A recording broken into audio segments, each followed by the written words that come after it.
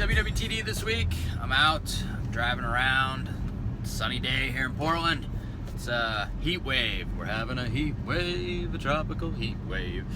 It's gonna be like 108 today, 110 tomorrow, which for those of you in Phoenix that are watching and Vegas, that type of area, you're probably like, don't be such a puss. But for here in Portland, that's hot, man. I don't think I've ever seen 110 in the 34 summers that I have lived here, and then obviously a number that I lived elsewhere in Colorado. But yeah, it's hot as I've ever seen it here. But anyway, point is, I wanted to shoot WWTD this week to talk about burnout, because burnout, it's real, man. It happens.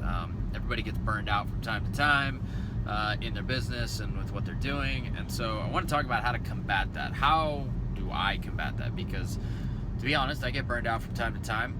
Most of the time it's when I have condensed dealings with the city that's stringing out our projects and costing us money for no other reason other than the fact that you deal with morons down at the city that seem to overcomplicate everything and add exponential layers of bureaucracy, or never-ending growing layers of bureaucracy between you and accomplishing your project and selling it so that you can get it off the books and make money.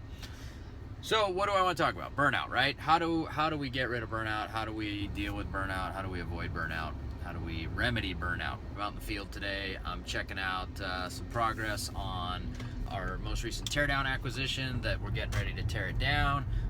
Chatted with the guy across the way who had another kind of POS house that they're doing a big add-on secondary unit off the back, and they're remodeling the front. So it's good to see that street is changing for the better, which, by the way, follow the path of improvement, right? You do that, it'll widen your margins. Just a little side thought there. And then I checked out another property this morning that Chris went to last week. The numbers look good. It's a teardown. It's a 1-bedroom, 1-bath in Southwest Portland. Good numbers, good lot, good area. After checking it out, give it the thumbs up. So Chris is probably on the phone right now trying to put that deal together.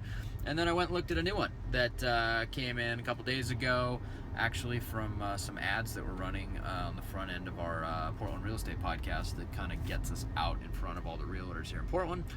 So a great way to generate free leads for ourselves. But point is that when I'm feeling like I got burnout, or that I'm just like, this fucking business sometimes drives you crazy, right?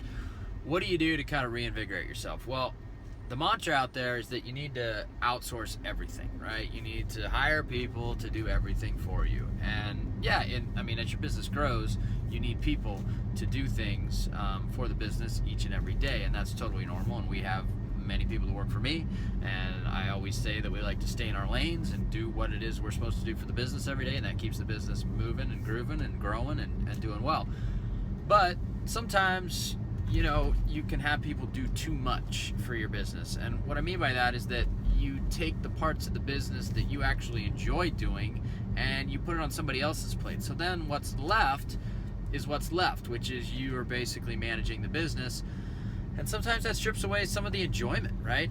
So for me, a lot of gurus are like proud of the fact that they say they never met a seller, they never saw the property, they never did anything, and they made money. Fantastic. If you've got a wholesaling business, that's, I guess, can be a reality in some world.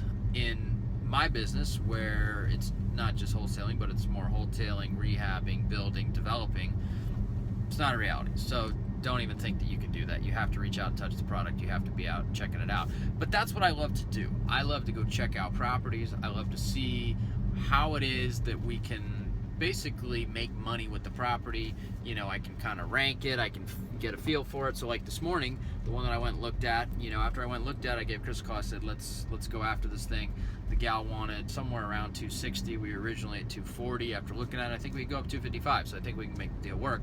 But the point is, I like getting out in the field. The one that I just looked at here, it's a double lot with the house that's all the way to the left side. So we could split the lot, sell the house, do a light renovation, sell the house, and then we get a lot for free. And maybe even make a few bucks on the house too. And then at some point we could build the house, but we got a zero cost basis for the lot that we could then split off. So all these things, that's the fun part for me. That's the part where I get to look at these properties. I got to figure out what's the best way for us to monetize them, make money. What's the best way for them to be redeveloped? What kind of plan could we put on them in terms of building? All that kind of stuff. That's where I get my most enjoyment. So when I'm feeling burnout, I try and take some time, get out of the office, and go do the part of the business that I always enjoy. And so, it's not always about outsourcing and having other people do everything. It's about knowing what it is that you really enjoy in terms of the parts of the business and saving some of that for yourself. Because, if you take all the joy away, what good is it to have a big business that's making money? You end up just having money in a business that you go to every day, but you're really not happy, right? So it's a balancing act. So for me, a lot of times Chris is handling the acquisitions and dealing with sellers, and obviously handles all our disposition as well. But I like to get in on that. I like to be in the game. I like to be in the trenches, and I think it makes my content relevant here too, in terms of this and the audio podcast and everything else, because I'm actually engaged in the business doing this stuff because I enjoy it. So to fight burnout, keep the parts of the business that you enjoy. Don't outsource it all, and be able to utilize that to kind of get your inner joy back when you're feeling burnout. And everybody feels it from time to time. So that's this week's WWTD. As I always say, I may not walk on water, but I'm out checking out my own properties on my own job sites this week. See you next week.